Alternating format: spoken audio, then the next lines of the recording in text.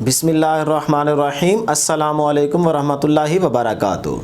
Students, हम chapter number 15 discuss कर रहे थे, जिसका फर्स्ट टॉपिक हमने डिस्कस किया था induced EMF and induced current. उस टॉपिक में हमने डिफरेंट मेथड्स को यूज़ करते हुए फील्ड को चेंज किया था। फील्ड के चेंज होने से फ्लक्स में चेंज आया था, फ्लक्स के चेंज होने से इंड्यूस्ड ईएमएफ जनरेट हुई थी। हमने कहा था जहाँ इंड्यूस्ड ईएमएफ जनरेट हो जाए वहाँ डेफिनेटली इंड्यूस्ड करंट भी जनरेट हो जाता है। उसके बाद स्टूडेंट्स हमने सेकंड टॉपिक स्टडी किया था, जिसका नाम था मोशनल ईएमएफ। मोशनल ईएमएफ के टॉपिक में भी हमने बेसिकली इंड्यूस्ड ईएमएफ को ही स्टडी किया था। हमने एक कंडक्टर को मैग्नेटिक फील्ड में विद वेलोसिटी v मूव करवाया था और हमने कहा था कि वो कंडक्टर क्लोज लूप की फॉर्म में होना चाहिए। तो इस तरह मोशनल ईएमएफ के टॉपिक में जो हमारे पास इंड्यूस्ड ईएमएफ का मैथमेटिकल रिलेशन आया था, वो मैथमेटिकल रिलेशन हमारे पास कुछ इस तरह का था। Induced EMF is equal to minus V B L sine theta. Theta 90 था, साइन 91 हो गया था, जिसकी वजह से ये रिलेशन आया था माइनस का वी बी एल। अब स्टूडेंट्स, अगर हम फर्स्ट टॉपिक में याद करें तो हमने एक एमसीक्यूज डिस्कस किया था कि इंड्यूस्ड ईएमएफ पैदा होती है चेंज ऑफ फ्लक्स की वजह से। तो ये फर्स्ट टॉपिक में हमारी फर्स्ट स्टेटमेंट थी इस चैप्टर की कि इंड्यूस्ड ईएमएफ पैदा होती है चेंज ऑफ फ्लक्स की वजह से। फिर हमने कहा था इस इंड्यूस्ड ईएमएफ की जो वैल्यू होगी वो क्या होगी, rate of change of flux, delta phi over delta T. तो आज हमारे पास जो सेकंड स्टेटमेंट है वो क्या है जी, E is equal to minus N delta phi over delta T. Previous lecture में n नहीं था, आज हमारे पास नंबर ऑफ लूप्स एक से ज्यादा है, तो इसीलिए हमने यहाँ पे n शो किया हुआ है। तो आज हमने इस इक्वेशन को मैथमेटिकली प्रूव करना है कि जो इंड्यूस्ड ईएमएफ है वो बराबर कैसे है, minus N delta phi over delta T के। तो इसी को प्रूव करने के लिए आपकी बुक में आज का ये टॉपिक मेंशन किया गया है, Faraday's law and induced EMF. तो इस तरह स्टूडेंट्स आपकी बुक में शो किया गया है मैथमेटिकल प्रूफ। हम इस प्रूफ की तरफ बाद में आते हैं। पहले हम जिस तरह से प्रीवियस लेक्चर में डिफरेंट मेथड्स को यूज़ करके फील्ड को चेंज करके फ्लक्स को चेंज किया था, जिसकी वजह से इंड्यूस्ड ईएमएफ जनरेट हुई थी, उसी तरह से एक और मेथड भी यहाँ पे स्टडी कर लेते हैं, क्योंकि डिफरेंट बुक्स में डिफरेंट मेथड जो हैं वो यूज़ किए गए हैं। लेकिन जो फैराडे साइंटिस्ट है, इसने फर्स्ट टाइम 1830 या 31 में जो एक्सपेरिमेंट परफॉर्म किया, वो एक्सपेरिमेंट ये था कि उसने सबसे पहले एक आयरन का रिंग लिया, उस आयरन के रिंग पे एक वायर को वाउंड अप कर दिया। अब देखिएगा कि हमने यहाँ पे एक आयरन का रिंग शो किया है जिसके ऊपर एक ब्लू कलर की वायर को वाउंड अप किया गया है। ठीक है, आप देख सकते हैं ब्लू कलर की वायर को वाउंड अप करके उस ब्लू कलर की वायर के साथ यहाँ पे एक बैटरी कनेक्ट है और यहाँ पे एक स्विच भी कनेक्ट है। अब स्टूडेंट्स, इस ब्लू वायर के ऊपर इंसुलेटिंग शीट चढ़ाई गई, फिर उस शीट के ऊपर एक और वायर को हमने वाउंड अप किया हुआ है। तो यहाँ पे देख सकते हैं कि एक रेड कलर की भी वायर इस रिंग के ऊपर वाउंड अप की गई है। याद रखिएगा कि रेड और ब्लू कलर की जो वायर्स हैं ये आपस में कांटेक्ट में नहीं है, बल्कि इनके बीच में बिटवीन इंसुलेटिंग शीट है, फिर उसके ऊपर दूसरी वायर को वाउंड अप किया गया है। और इस तरह से रेड कलर की जो वायर है इसके साथ देखें यहाँ पे एक गैल्वेनोमीटर कनेक्ट किया गया, कोई सोर्स कनेक्ट नहीं किया गया, कोई बैटरी नजर नहीं आ रही आपको। ठीक है जी। तो अब स्टूडेंट्स, जब उसने इस तरह का सिस्टम सेट कर लिया तो यहां से उसने स्विच को किया क्लोज। जैसे ही उसने स्विच क्लोज किया तो जाहिर सी बात है इस वायर में क्या आ जाएगा, करंट। तो जैसे ही ब्लू कलर में करंट आएगा तो यहां पे जो गैल्वेनोमीटर था इसने डिफ्लेक्शन शो कर दी। तो वो हैरान हुआ कि भाई इस ब्लू वायर में करंट जा रहा है, रेड वायर में तो देखें कोई सोर्स कनेक्ट नहीं है, बैटरी नहीं है। तो रेड वायर के साथ गैल्वेनोमीटर कनेक्ट किया गया है, तो गैल्वेनोमीटर डिफ्लेक्शन शो क्यों कर रहा है? करंट जा रहा है ब्लू में, गैल्वेनोमीटर है रेड वायर के साथ कनेक्ट, तो इसको तो डिफ्लेक्शन शो नहीं करनी चाहिए।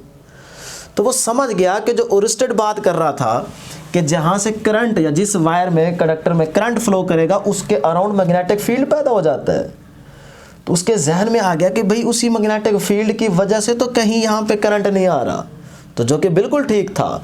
तो जैसे ही स्टूडेंट्स इसमें करंट आएगा, उस करंट की वजह से ब्लू वायर के अराउंड मैग्नेटिक फील्ड पैदा होगा। उस मैग्नेटिक फील्ड में ये रेड वायर भी डूबी होगी। तो जिस मैग्नेटिक फील्ड की वजह से इस रेड वायर में क्या आ जाएगा, करंट आ जाएगा, और वो करंट क्या होगा, इंड्यूस्ड करंट होगा, जिसकी वजह से ये गैल्वेनोमीटर डिफ्लेक्शन शो करेगा।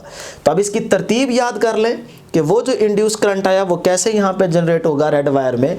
तो स्टूडेंट्स देखें, जैसे ही स्विच को क्लोज करेंगे करंट फौरन नहीं इंक्रीज होगा, बल्कि with respect to time current की वैल्यू इंक्रीज करेगी। तो इसका मतलब करंट चेंज हो रहा है, तो इसका मतलब जो इसके अराउंड फील्ड पैदा होगा वो भी चेंज हो रहा होगा। तो फील्ड के चेंज होने से फ्लक्स चेंज होगा, फ्लक्स के चेंज होने से इंड्यूस्ड ईएमएफ जनरेट होगी, इंड्यूस्ड ईएमएफ पैदा हो जाएगी, तो वहाँ इंड्यूस्ड करंट भी होगा।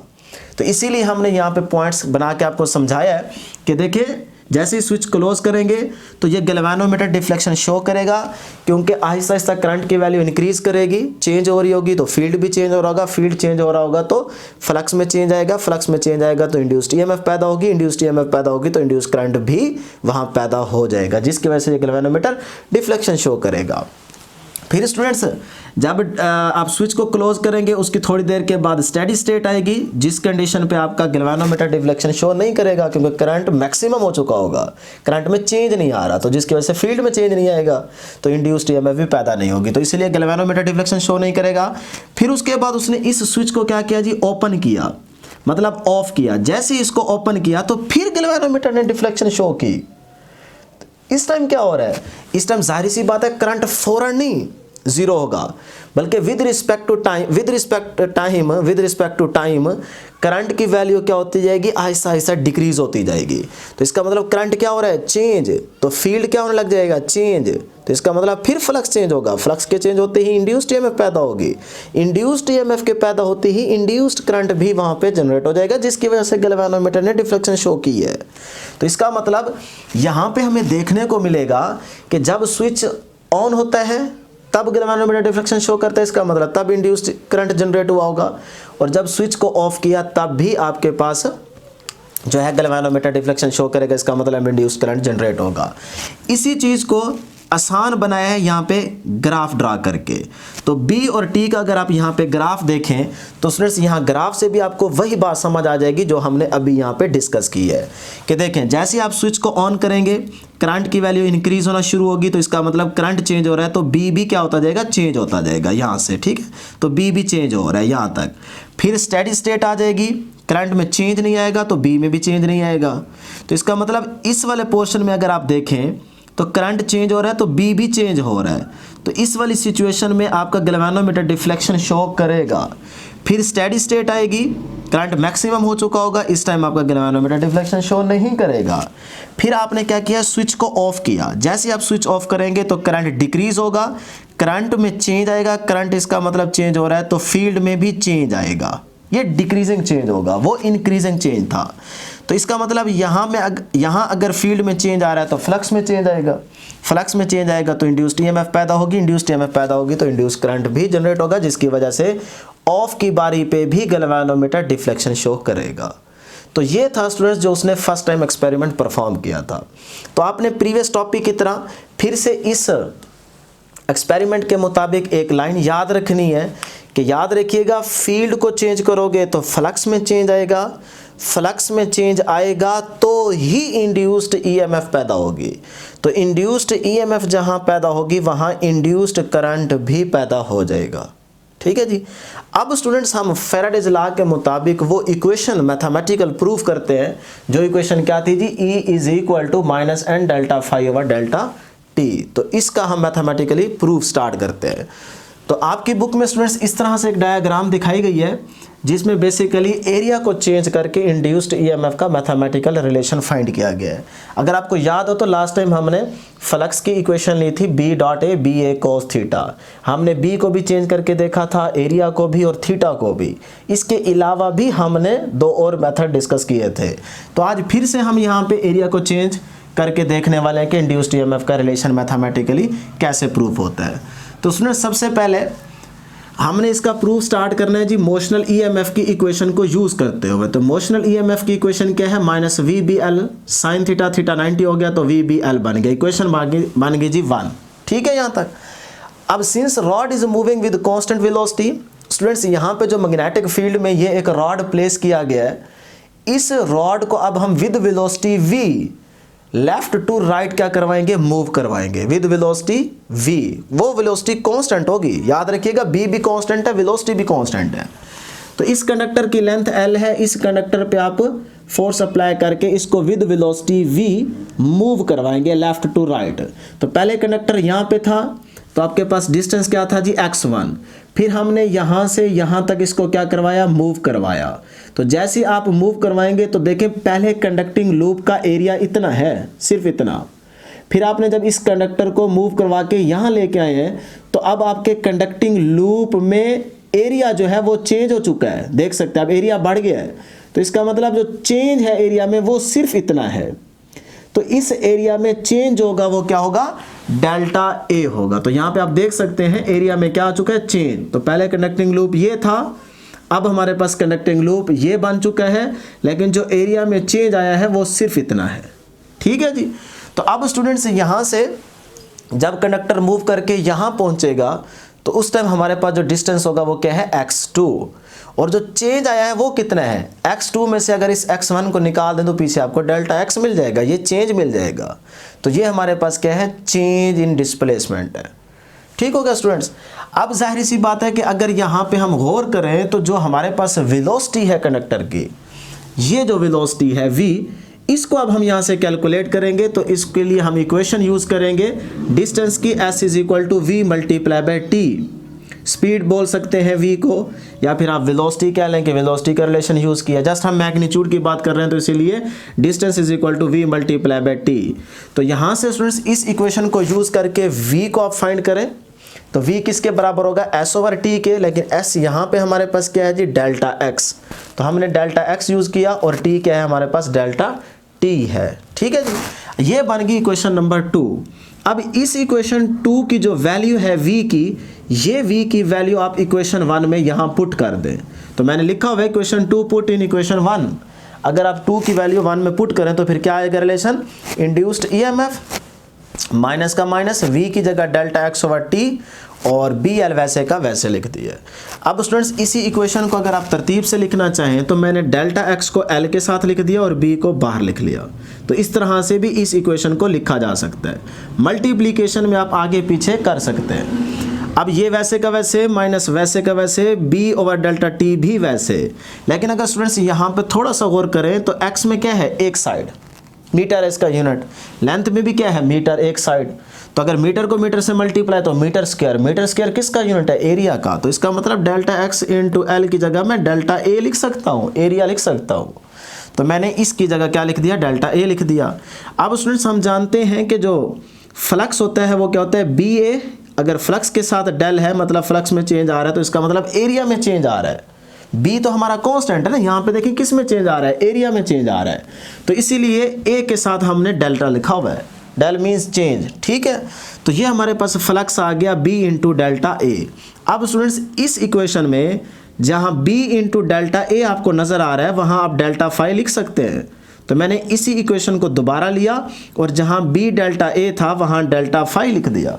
तो ये हमारे पास इक्वेशन बन गई E is equal to minus delta phi over delta T, जिसको हमने नाम दे दिया इक्वेशन 3 का। अब यहाँ पे अगर गौर करें तो n की वैल्यू क्या है, 1।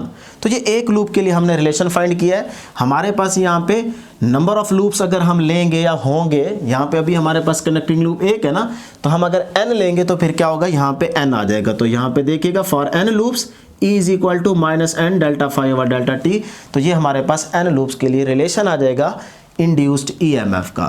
तो ये वाली इक्वेशन मैथमेटिकली जो है वो प्रूफ हो चुकी है। अब यहाँ पे स्टूडेंट्स जो नेगेटिव साइन है ये क्या चीज़, किस चीज़ को शो कर रहा है, याद रखिएगा नेगेटिव, ये आपकी बुक के इस टॉपिक के लास्ट वाली लाइन में ये बात लिखी गई है। Negative sign shows that the direction of the induced EMF is such that it opposes the change of flux. कि ये नेगेटिव साइन बता रहा है कि जो आपकी इंड्यूस्ड ईएमएफ जनरेट हुई है वो अपोज कर रही है कॉज को, कि जिसकी वजह से ये इंड्यूस्ड ईएमएफ जनरेट हुई है उसको अपोज कर रही है। अब कॉज क्या थी, चेंज ऑफ फ्लक्स। तो इसका मतलब चेंज ऑफ फ्लक्स को ये इंड्यूस्ड ईएमएफ क्या करेगी, अपोज करेगी। ये नेगेटिव साइन इस चीज़ को इंडिकेट कर रहा है। अब इसी चीज़ को मज़ीद हम समझेंगे आने वाले टॉपिक में, वो हमें लेंस लॉ बताएगा कि किस तरह से ये जो इंड्यूस्ड ईएमएफ है ये कॉज को अपोज करती है। लास्ट में कुछ एमसीक्यूज है इंपॉर्टेंट कि अगर आपसे एवरेज इंड्यूस्ड ईएमएफ पूछी जाए तो उसका ये भी आप मैथमेटिकल रिलेशन लिख सकते हैं, और ये भी इस तरह से अगर एमसीक्यूज में दे दे, क्योंकि चेंज ऑफ फ्लक्स है तो डेल्टा फाई की जगह फाई एफ माइनस फाई आई भी लिखा जा सकता है। तो इस तरह से एक मैथमेटिकल रिलेशन आप याद रखेंगे। अगर आपसे एवरेज इंड्यूस करंट के बारे में पूछा जाए तो फिर उसके लिए भी आप ये वाला रिलेशन यूज़ करेंगे। यहाँ पे क्या है जी, average EMF over R according to Ohm law, यही बनेगा ना एवरेज इंड्यूस करंट का relation, E over R. E की जगह आप यही क्वेश्चन यूज़ कर दें दोबारा ये वाली, तो N delta phi over delta T into ये वाला आर वैसे का वैसे। तो ये भी आपसे एमसीक्यूज में पूछा जा सकता है एवरेज करंट। उसके बाद इंड्यूस्ड चार्ज भी पूछा जा सकता है, क्योंकि जाहिर सी बात है इस कंडक्टर में क्या कर रहे हैं, चार्ज मूव कर रहा है। तो अगर आपसे इंड्यूस्ड चार्ज के बारे में पूछा जाए तो आप Q is equal to I multiply by T, क्योंकि I is equal to Q over T होता है। तो Q is equal to I multiply by, T equation आप अप्लाई करके इस I की जगह ये वाली वैल्यू पुट करेंगे, T से कैंसिल हो जाएगा, तो ये Q किसके इक्वल आ जाएगा, N delta phi over R के इक्वल आ जाएगा। तो ये आपके पास क्या है जी, इंड्यूस्ड चार्ज की वैल्यू है। तो ये थी स्टूडेंट्स हमारे पास आज की डिस्कशन। उम्मीद करता हूँ कि आपको ज़रूर समझ आई होगी। आज के लिए इतना ही, दुआओं में ज़रूर याद रखिएगा। अल्लाह हाफिज़।